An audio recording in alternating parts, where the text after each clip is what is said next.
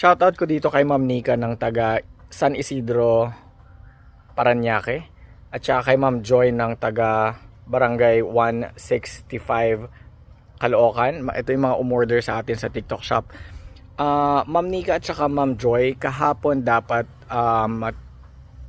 pipick upin yung orders ninyo. Pero hindi ko inabot po. Ngayon, dumaan din si JNT Express Rider kanina, hindi ko rin po inabot. So, I'm just giving you an update na idinelay ko po for one reason. Dumating na yung organic lemons. Ayan po. Kung matandaan nyo po yung video na sinut ko kahapon, yung naipost ko ata kahapon, sinabi ko walang organic lemons. No?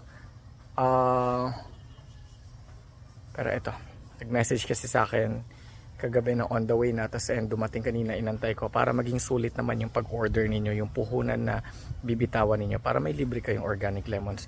So this is just a quick video para ipaalam sa inyo na bukas po marireceive, mapipick up yung mga orders ninyo na meron na pong lemons, organic lemons. Sunday bukas, Metro Manila lang kayo, Parañaque at saka Caloocan. So next day delivery, that is Monday. So pick up bukas Sunday, Monday marireceive po ninyo.